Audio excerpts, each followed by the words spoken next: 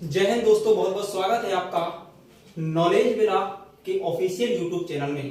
दोस्तों आज की इस वीडियो में हम लोग यहाँ पर शुरू करने जा रहे हैं मध्य प्रदेश समसामयिकी, यानी कि हम मध्य प्रदेश का करंट अफेयर इस वीडियो में हम लोग पढ़ेंगे। और दोस्तों इतना याद रखना कि हम लोग जो करंट अफेयर की ये सीरीज चालू करने जा रहे हैं, संपूर्ण मध्य प्रदेश का और इंडिया लेवल का हम लोग करंट अफेयर डेली 4-5 क्वेश्चन के माध्यम से कंप्लीट करेंगे। और दोस्तों हम लोग करंट अफेयर को इस तरह से नहीं पढ़ेंगे कि हमने बस एक लाइन का क्वेश्चन लिखा और उसका उत्तर देना। हम लोग दोस्तों करंट अफेयर को जो पढ़ने का तरीका रहेगा हमारा वो ये रहेगा कि एक क्वेश्चन लिखेंगे, उसका उत्तर और उसके बारे में उसके आसपास की संपूर्ण जानकारी जो है दोस्तों हम लेने की कोशिश करेंगे। उससे संबंधित सभी प्रकार की फैक्चुअल और कंसेप्चुअल जानकारी को हम लोग ग्रहण करेंगे। तो दोस्तों बिल्कुल बने रहिए हमारे साथ। चलिए वीडियो को शुरू करते हैं। देखिए दोस्तों, हमने यहाँ पर पहले क्वेश्चन के रूप में यहाँ पर लिया है आप लोगों के लिए, नीति आयोग द्वारा जारी निर्यात तैयारी सूचकांक 2022 में। नीति आयोग ने दोस्तों, नीति आयोग के बारे में भी हम आपको डिटेल सारी चीजें बताने वाले हैं, तो याद रखिए नीति आयोग द्वारा जारी निर्यात तैयारी सूचकांक 2022 में मध्य प्रदेश ने कौन सा स्थान प्राप्त किया है, ये आपको बताना है दोस्तों। मध्य प्रदेश का इसमें कौन सा स्थान रहा है जो कि नीति आयोग ने एक तैयारी निर्यात सूचकांक जारी किया है, उसमें मध्य प्रदेश का यहाँ पर हमने उत्तर इसका लिखा है 7वां। तो देखिए यहाँ पर दोस्तों 7वां मध्य प्रदेश ने स्थान हासिल किया है, किसमें? निर्यात तैयारी सूचकांक 2022 में जो इंडेक्स आया, सूचकांक आया, मध्य प्रदेश का 7वां स्थान रहा है। दोस्तों आपके मन में जिज्ञासा जरूर होने वाली है कि पहला स्थान इसमें किसका रहा है। तो दोस्तों देखिए यहाँ पर जो पहला स्थान है वो पहला स्थान यहाँ पर गुजरात का रहा है। तो गुजरात को अपन को याद रखना है कि पहला स्थान निर्यात तैयारी सूचकांक 2022 में प्रथम स्थान गुजरात ने प्राप्त किया है। और दोस्तों एमपी का जो स्थान है इसमें 7वां स्थान मध्य प्रदेश का रहा है। दोस्तों यहाँ पर इसके गुजरात के बारे में थोड़ा सा याद रखिए। यहाँ पर दोस्तों कांडला बंदरगाह है, तो क्योंकि दोस्तों आपको याद होगा कि जो आयात और निर्यात होता है, जो आयात और निर्यात होता है वो बंदरगाहों के माध्यम से ही बहुत ज्यादा संभव हो पाता है, जो इंटरनेशनल लेवल का हमें करना होता है। तो यहाँ का दोस्तों गुजरात का एक फेमस बंदरगाह है दोस्तों, क्या नाम उसका? कांडला बंदरगाह। दोस्तों कांडला बंदरगाह जो है वो गुजरात का एक फेमस बंदरगाह है। दोस्तों इसका नाम बदल दिया गया था हाल ही में, और आप लोग बताइए इसका नाम क्या रखा गया? यहाँ पर दीनदयाल उपाध्याय बंदरगाह इसका कर दिया गया था नाम। क्या नाम किया गया? दीनदयाल बंदरगाह के नाम से इसका नाम जो है रखा गया था। याद रखना दोस्तों, यहाँ पर जो आपका दीनदयाल यानी कि कांडला बंदरगाह है, यह भारत का पहला फ्री ट्रेड जोन कहलाता है। यह भारत का प्रथम फ्री ट्रेड जोन कहलाता है, तो ये भी अपन को याद रखना है। और दोस्तों यहाँ पर पहला स्पेशल इकोनॉमिक जोन भी यह कहलाता है। फर्स्ट स्पेशल इकोनॉमिक जोन आपका जो कांडला बंदरगाह यानी कि दीनदयाल बंदरगाह कहलाता है। ये क्वेश्चन दोस्तों पूछे जा सकते हैं आपसे किसी भी तरह के एग्जाम्स में, चाहे आप किसी भी प्रकार की तैयारी करो, स्टेट पीसीएस की, यूपीएससी लेवल की, कोई भी वनडे एग्जाम दे रहे हैं आप। फ्री ट्रेड जोन, भारत का पहला फ्री ट्रेड जोन कौन सा बंदरगाह है दोस्तों? कांडला, यानी कि जिसका नाम बदला गया दीनदयाल के नाम से। और स्पेशल इकोनॉमिक जोन भी भारत का पहला यही है। दोस्तों यहाँ पर नीति आयोग की बात हुई है, तो नीति आयोग के बारे में हम आपको बता दें। नीति आयोग की दोस्तों स्थापना जो है, नीति आयोग की स्थापना 1 जनवरी सन 2015 को की गई थी। नीति आयोग की स्थापना कब की गई थी? 1 जनवरी सन 2015 को। और दोस्तों नीति आयोग के अध्यक्ष याद रखना हमेशा प्रधानमंत्री होते हैं। नीति आयोग के हमेशा अध्यक्ष कौन होते हैं? प्रधानमंत्री होते हैं। और दोस्तों इसके उपाध्यक्ष, इसीलिए यहाँ पर पेपर में पूछा जाता है कि नीति आयोग के उपाध्यक्ष कौन है, तो उपाध्यक्ष का नाम दोस्तों याद रखना सुमन बेरी नीति आयोग के क्या है? उपाध्यक्ष हैं। क्या नाम है इनका? सुमन बेरी उपाध्यक्ष हैं। और दोस्तों नीति आयोग के जो आपके सीईओ हैं, नीति आयोग के सीईओ कौन है? नीति आयोग के सीईओ नाम याद रखना परमेश्वर अय्यर। परमेश्वर अय्यर कौन है? नीति आयोग के सीईओ हैं। तो याद रखना नीति आयोग का आप लोग कमेंट में बताएंगे कि फुल फॉर्म क्या होता है, यानी कि पूरा नाम क्या होता है, और नीति आयोग किसके स्थान पर आया। दोस्तों आपको बता दें नीति आयोग जो आया वो योजना आयोग के स्थान पर नीति आयोग का गठन किया गया, national institute for transforming India. National institute for transforming India. तो यहाँ पर याद रखना है इसका पूरा नाम, और इसके उपाध्यक्ष का नाम दोस्तों मोस्ट इंपॉर्टेंट है, आपको भूलना नहीं चाहिए। सीईओ कौन है? परमेश्वर अय्यर है। ये भी आपको याद रखना है। अगला क्वेश्चन है दोस्तों यहाँ पर, नीति आयोग द्वारा जारी बहुआयामी गरीबी सूचकांक, नीति आयोग द्वारा जारी बहुआयामी गरीबी सूचकांक में मध्य प्रदेश का स्थान कौन सा है? अब देखिए दोस्तों, बहुआयामी गरीबी सूचकांक आया है, यहाँ पॉवर्टी इंडेक्स के बारे में पूछा गया है। तो मध्य प्रदेश का स्थान दोस्तों चौथा है, मध्य प्रदेश का स्थान चौथा है। और दोस्तों गरीबी सूचकांक में जो पहला स्थान है वो किसका है? बिहार का है। तो गरीबी सूचकांक में जो पहला स्थान आपको बताना है वो किसका है? बिहार का है। और मध्य प्रदेश इसमें कौन से नंबर पर आया है बहुआयामी गरीबी सूचकांक में? तो मध्य प्रदेश दोस्तों 4th नंबर पर यहाँ पर आ रहा है, ये भी आपको बोलना नहीं है। अब देखिए अगला क्वेश्चन हमने यहाँ पर लिखा है नीति आयोग द्वारा जारी। देखिए दोस्तों, यहाँ पर सभी क्वेश्चन जो हैं आपके वो सभी नीति आयोग के बारे में ही हम लोग यहाँ पर बातें कर रहे हैं। तो आपको नीति आयोग के बारे में इसीलिए हमने यहाँ पर थोड़ा सा संक्षिप्त में बता दिया है, ताकि आप इन चीजों को, ये बहुत हाईलाइटेड पॉइंट है, आपको ये कभी नहीं भूलना चाहिए। किसी भी तरह के एग्जाम में ऐसी सिंपल रख देते हैं, लोग बात भूल जाते हैं, नहीं बता पाते हैं, ठीक है ना। देखिए नीति आयोग द्वारा जारी India innovation index. India innovation, पहली बात समझिए इनोवेशन होता क्या है। इनोवेशन का मतलब होता है कुछ नया काम करना, ठीक है।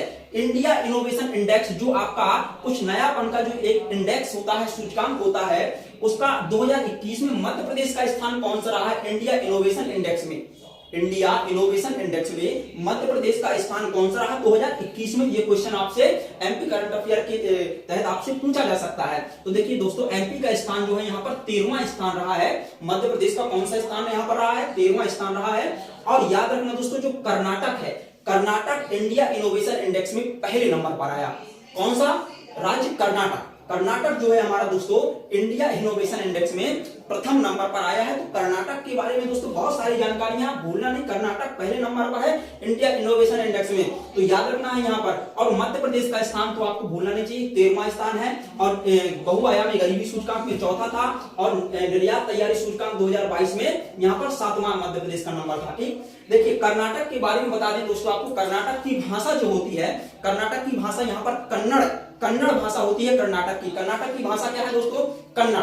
कर्नाटक की भाषा कन्नड़ आपको भूलना नहीं है। और यहाँ पर देखिए कर्नाटक का एक फेमस लोक नृत्य है, उस लोक नृत्य का नाम क्या है? यक्षगान। क्या नाम है दोस्तों?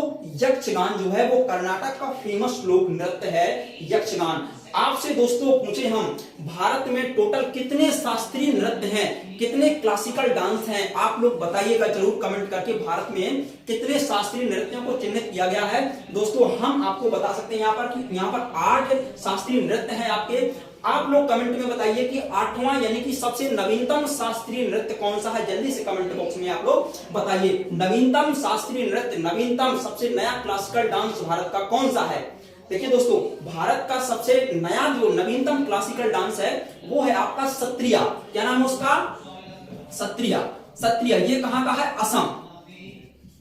असम का है दोस्तों, असम का है ये शास्त्रीय नृत्य, सत्रिया नाम है इसका। और ये भारत का सबसे नवीनतम क्लासिकल डांस है, तो आपको ये नहीं भूलना है। क्लियर? देखिए दोस्तों, यहाँ पर कंफ्यूजन होता है क्लासिकल डांस में, एक होता है दोस्तों कथक और एक होता है कथकली। तो देखिए दोस्तों, जो कथक है, कथक उत्तर प्रदेश का शास्त्रीय नृत्य है, और कथकली जो है आपका वो केरल का शास्त्रीय नृत्य है। ये भी आपको बात याद रखनी है ठीक तरीके से। जो केरल का शास्त्रीय नृत्य है वो है कथकली, और उत्तर प्रदेश का है उसको कहते हैं कथक। आप बताइए पंडित बिरजू महाराज वो कौन से शास्त्रीय नृत्य से संबंधित थे? आप लोग बताइए कमेंट में। देखिए पंडित जो बिरजू महाराज हैं वो आपके कथक से संबंधित है, जिनका कुछ ही दिनों पहले निधन हो चुका है, ठीक है। पंडित बिरजू महाराज कौन से शास्त्रीय नृत्य से संबंधित रहे हैं? वो दोस्तों कथक से संबंधित थे, कथक डांसर थे, और उनका हाल ही में निधन हो गया था कुछ दिन पहले, तो आपको यहाँ पर याद रखना है। क्लियर?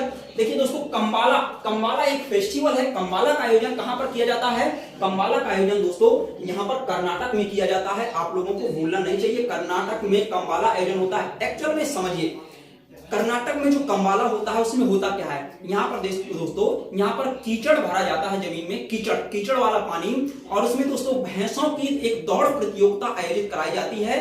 तो कीचड़ युक्त पानी में भैंसों की प्रतियोगिता जो होती है उसी को कहते हैं कंबाला। इसी तरह से आपने सुना होगा दोस्तों जल्लीकट्टू। जल्लीकट्टू दोस्तों तमिलनाडु में होता है, और जल्लीकट्टू के बारे में आप लोगों ने सुना होगा कि यहाँ पर मानव और पशु के बीच में एक युद्ध का आयोजन कराया जाता है। एक बैल होता है, उसके सींगों पर कुछ कपड़ा बांधा जाता है, उसमें नारियल होता है, कुछ तरह का पुरस्कार टाइप से, और उसको कोई भी व्यक्ति उसको छोड़ने की निकालने की कोशिश करता है और इस तरह से वो बैल मारने वाला होता है, ठीक है ना। तो इस तरह से जल्लीकट्टू उसको कहते हैं दोस्तों। जल्लीकट्टू का आयोजन जो है आपका तमिलनाडु में किया जाता है, तो आपको ये भी बात नहीं भूलनी है। जल्लीकट्टू का आयोजन कहां पर होता है? तमिलनाडु में होता है। और जल्लीकट्टू को मट्टू पोंगल भी कहा जाता है। तो आप लोग याद रखिए, जल्लीकट्टू जो है आपका, इसको मट्टू पोंगल भी कहा जाता है। ये कहां का फेस्टिवल है? ये तमिलनाडु का फेस्टिवल है। और जबकि कंबाला का आयोजन कहां पर होता है दोस्तों? कंबाला का आयोजन आपके कर्नाटक में होता है। तो ये बात भी आप लोग अच्छी तरह से याद रखिए, ठीक है। यक्षगान कहां का लोक नृत्य है? यक्षगान दोस्तों लोक नृत्य है आपके कर्नाटक का। बात क्लियर? कन्नड़ भाषा है यहाँ की। चलिए कुछ पॉइंट देख लीजिए, हाईलाइटेड पॉइंट यहाँ पर दिए गए हैं। सुशासन रिपोर्ट जारी करने वाला देश का पहला राज्य कौन सा है? सुशासन रिपोर्ट जारी, सुशासन, देखिए सुशासन का मतलब होता है दोस्तों अच्छा शासन। सुशासन का मतलब क्या होता है? अच्छा शासन। और सुशासन रिपोर्ट जारी करने वाला देश का पहला राज्य कौन सा है? एमपी बन गया है सुशासन रिपोर्ट जारी करने वाला देश का प्रथम राज्य एमपी। कृषि आर्थिक सर्वेक्षण प्रस्तुत करने वाला देश का पहला राज्य कौन सा है?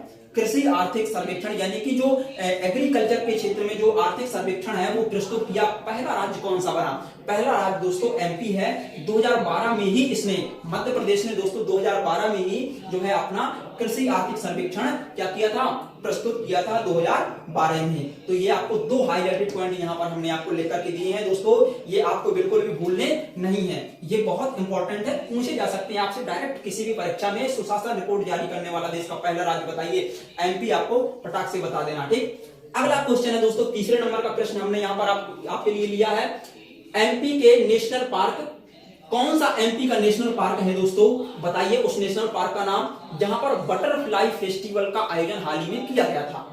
एमपी का वो कौन सा नेशनल पार्क है जहां पर हाल ही में बटरफ्लाई नेशनल फेस्टिवल का आयोजन किया गया था? तो देखिए दोस्तों, ये बटरफ्लाई जो फेस्टिवल है वो हर साल आयोजित किया जाता है। और दोस्तों ये एमपी का कौन सा नेशनल पार्क है? ये है दोस्तों Satpura national park. Satpura national park दोस्तों यहाँ पर बटरफ्लाई फेस्टिवल का आयोजन किया गया 1981 में। सतपुड़ा नेशनल पार्क की स्थापना हुई थी, ये भी आपको भूलना नहीं है। तो बटरफ्लाई फेस्टिवल कहाँ, कौन से नेशनल पार्क में आयोजित किया जाता है दोस्तों? सतपुड़ा नेशनल पार्क में बटरफ्लाई फेस्टिवल का आपका आयोजन यहाँ पर किया जाता है। याद रखना है दोस्तों, ये सतपुड़ा नेशनल पार्क है कहां पर? ये नर्मदापुरम जिले के अंतर्गत आता है। कौन से जिले में आता है? नर्मदापुरम जिले में आता है। तो ये भी आपको नहीं भूलना है, क्लियर। देखिए अगर यहाँ पर सतपुड़ा नेशनल पार्क की बात आई दोस्तों, सतपुड़ा राष्ट्रीय उद्यान की, तो हम लगे हाथ 2-3 और राष्ट्रीय उद्यानों के बारे में मध्य प्रदेश के बता ही देते हैं आपको, ताकि उनसे संबंधित जो क्वेश्चन आते हैं वो आप सॉल्व कर पाए। देखिए माधव राष्ट्रीय उद्यान दोस्तों काफी फेमस है। माधव राष्ट्रीय उद्यान काफी फेमस है और इसकी स्थापना कब हुई थी? 1958 में। 1958 में माधव राष्ट्रीय उद्यान की स्थापना हुई थी। और ये है कहां पर? तो एक्चुअल में माधव राष्ट्रीय उद्यान जो है वो आपका शिवपुरी में अवस्थित है। कहां पर है? शिवपुरी में स्थित है। दोस्तों इसके बारे में याद रखना, चांदपाठा एक झील है। क्या है? चांदपाठा झील। ये चांदपाठा झील कहां पर है दोस्तों? माधव राष्ट्रीय उद्यान में चांदपाठा झील अवस्थित है। और इसके अलावा दोस्तों सांख्य सागर झील जो है वो कहां पर है? वो भी माधव राष्ट्रीय उद्यान में अवस्थित है, सांख्य सागर झील।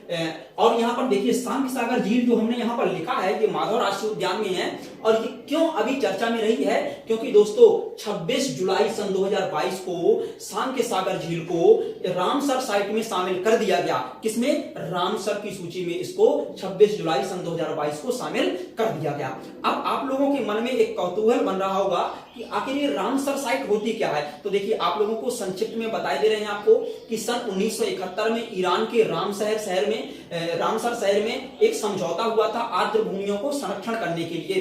तो उसी समझौते के तहत जो है दोस्तों यहाँ पर रामसर साइटों को चिन्हित किया जाता है, ताकि उन ऐसी साइटें, ऐसे क्षेत्र जो कि विलुप्त होने की कगार में हैं या फिर उनका बहुत गहरा संकट उन पर आने वाला है, तो ऐसी जो झीलें हैं, ऐसे जो वेटलैंड एरिया हैं, उनको दोस्तों रामसर साइट में शामिल किया जाता है। और उसके बाद होता क्या है, लाभ क्या होगा रामसर साइट में शामिल करने का? तो लाभ ये मिलेगा कि वहां पर अंतरराष्ट्रीय स्तर पर दोस्तों क्या होता है, फंड आता है और उनको संरक्षण प्रदान किया जाता है। तो हाल ही में सांख्य सागर झील जो कि माधव राष्ट्रीय उद्यान शिवपुरी में है, इसको 26 जुलाई 2022 में इसको रामसर साइट में शामिल किया गया था। तो ये आपको याद रखनी है। वर्तमान में भारत में बताइए कितनी टोटल रामसर साइट हैं? कितने रामसर स्थल हैं भारत में? आप लोग कमेंट बॉक्स में बताइए यहाँ पर कितने रामसर साइट है भारत में। दोस्तों इसका सही उत्तर है जो रामसर साइट की संख्या है वो है 75। वर्तमान में टोटल कितनी रामसर साइट हैं? 75 हैं। दोस्तों आर्द्र भूमि दिवस कब मनाया जाता है? दोस्तों आर्द्र भूमि दिवस 2 फरवरी को मनाया जाता है, याद रखना। आर्द्र भूमि दिवस, क्योंकि रामसर साइट इसी से संबंधित आर्द्र भूमियों से, तो दोस्तों याद रखना 2 फरवरी को क्या मनाया जाता है? आर्द्र भूमि दिवस 2 फरवरी को मनाया जाता है। दोस्तों माधव राष्ट्रीय उद्यान में एक चीज और याद रखनी है अपन को, नेशनल हाईवे 27 जो कि दोस्तों असम के सिलचर से लेकर के गुजरात के पोरबंदर तक है, पोरबंदर तक, ठीक है, गुजरात के पोरबंदर तक है, वो नेशनल हाईवे 27 कहलाता है। और ये कहां से होकर के गुजरता है? मध्य प्रदेश के कौन से राष्ट्रीय उद्यान से? तो माधव राष्ट्रीय उद्यान से होकर के गुजरता है। तो दोस्तों याद रखना माधव राष्ट्रीय उद्यान जो है यहां से ही नेशनल हाईवे 27 सिलचर से लेकर के पोरबंदर तक जो गया है ना, पश्चिम पूर्व गलियारा जिसको या पूर्व पश्चिम गलियारा कहते हैं, वो यहीं पर से होकर के गुजरता है। दोस्तों नेशनल हाईवे 46 ग्वालियर बैतूल जो होकर के जाता है वो भी यहीं से होकर के गुजरता है, माधव राष्ट्रीय उद्यान से, नेशनल हाईवे 46। ये भी आपको याद रखना है। दोस्तों मध्य प्रदेश में देश में पहली मगर सफारी जो है कौन से राष्ट्रीय उद्यान से स्टार्ट हुई थी? तो आपको माधव राष्ट्रीय उद्यान याद रखना है, माधव राष्ट्रीय उद्यान से ही पहली मगर सफारी की शुरुआत की गई थी, ये भी आपको नहीं भूलना है। दोस्तों वेरी इंपॉर्टेंट पॉइंट है, जो जितने भी हमने आपको यहां पर बताए हैं तो ये बिल्कुल याद रखना है। और देखिए हम लास्ट में आपको समय देंगे, आप इसका पूरा स्क्रीनशॉट ले सकते हैं और एक ही बार में इसको पूरा नोट डाउन कर सकते हैं। आपका बढ़िया सा यहाँ पर नोट जो है करंट अफेयर का तैयार हो जाएगा। और दोस्तों इस तरह का हम डेली एक वीडियो लेकर के आएंगे, तो है आपको करंट अफेयर पढ़ने की जितने भी हमारे इंस्टीट्यूट से संबंधित या कोई भी व्यक्ति हो उनकी जो समस्याएं हैं करंट अफेयर की, वो सभी की सभी सॉल्व हो जाएंगी। देखिए दोस्तों कान्हा राष्ट्रीय उद्यान भी हम आपको बता दें 1955 में इसको राष्ट्रीय उद्यान बनाया गया था, हालांकि 1933 में इसकी स्थापना हो गई थी, लेकिन राष्ट्रीय उद्यान 1955 में बनाया गया। मंडला और बालाघाट जिले में है, ये मंडला और बालाघाट जिले में है कान्हा राष्ट्रीय उद्यान। मध्य प्रदेश का पहला राष्ट्रीय उद्यान है कान्हा राष्ट्रीय उद्यान, मध्य प्रदेश का पहला राष्ट्रीय उद्यान है, तो ये भी आपको याद रखना है। एमपी का पहला राष्ट्रीय उद्यान है आपका कान्हा राष्ट्रीय उद्यान। देखिए दोस्तों दूसरा है Kuno, Kuno national park. Kuno Palanpur national park के बारे में कौन नहीं जानता है बताइए। वहां पर अफ्रीका से चीतों को लाया गया था, चीतों का पुनर्वास कहां पर किया गया था? कूनो नेशनल पार्क में। दोस्तों ये श्योपुर में है, कहां पर है? श्योपुर में है, ग्वालियर के पास में पड़ता है, शिवपुरी के ऊपर है जस्ट, है ना, तो श्योपुर में है। यहाँ पर याद रखना है 2018 में दोस्तों कूनो नेशनल पार्क को नेशनल पार्क बनाया गया था 2018 में, तो ये भी आपको याद रखना है। दोस्तों आप लोगों के लिए जो अंतिम प्रश्न है, हमने अंतिम प्रश्न के रूप में आपके लिए लिया है, मध्य प्रदेश के किस जिले में हाल ही में कृषि मेला आयोजित किया गया था? मध्य प्रदेश के किस जिले में हाल ही में कृषि मेला आयोजित किया गया था? तो देखिए कृषि मेला मध्य प्रदेश के कौन से जिले में लगता है, ये आप लोग बता दीजिए। मुरैना जिला है। कौन सा जिला है दोस्तों? मुरैना जिले में हाल ही में कृषि मेला आयोजित किया गया। दोस्तों नवंबर 2021 की बातें हो रही हैं, मतलब 22-23 का पूरा करंट अफेयर हम आपको पढ़ा रहे हैं, जो भी अभी आपके रिसेंटली होने वाले एग्जाम है सभी के लिए बहुत महत्वपूर्ण है, ठीक है, तो याद रखना। ये कृषि मेले का आयोजन कहां पर होता है? मुरैना में। दोस्तों यहाँ पर याद रखना मुरैना जो है ना, मुरैना में ही यहाँ पर नागा जी का मेला आयोजित किया जाता है। किसका मेला? नागा जी बाबा का मेला यहाँ पर मुरैना में ही होता है। और दोस्तों याद रखना अकबर कालीन मेला किसे कहा जाता है? नागा जी के मेला को अकबर कालीन मेला कहा जाता है, याद रखना। दोस्तों बानमौर औद्योगिक क्षेत्र है, यह आपका क्या है? औद्योगिक क्षेत्र। बानमौर औद्योगिक क्षेत्र है, मतलब एक पूरा का पूरा एरिया है, इंडस्ट्रियल एरिया है बानमौर जिसको कहते हैं। और वहां पर क्या बनाया जाता है दोस्तों? वहां पर कत्थे का निर्माण किया जाता है। किसका निर्माण किया जाता है? कत्था बनाया जाता है बानमौर औद्योगिक क्षेत्र में। ये भी कहां पर है? मुरैना में है। यहाँ पर क्योंकि इसका उत्तर मुरैना था, तो मुरैना के बारे में ही सर्वाधिक यहाँ पर जानकारी हमने आपके लिए रखी है, ठीक है। अच्छा बताइए एसीसी सीमेंट का पहला कारखाना कहां पर स्थापित किया गया? एसीसी सीमेंट आप जानते हैं, सीमेंट की बोरियों में लिखा रहता है एसीसी, है ना, तो एसीसी सीमेंट का पहला कारखाना जो है आपका वो मुरैना में ही लगाया गया।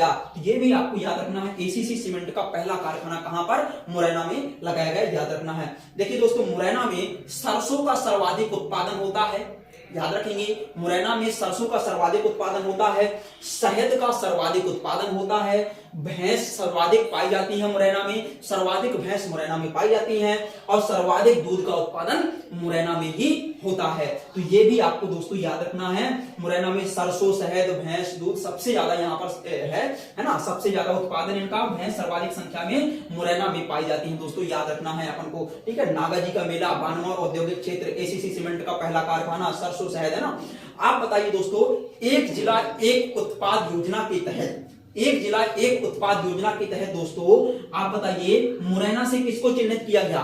तो आप बताएंगे एक जिला एक उत्पाद योजना के तहत दोस्तों मुरैना से सरसों और शहद को चिन्हित किया गया। एक जिला एक उत्पाद योजना के तहत मुरैना से सरसों और शहद को चिन्हित किया गया था।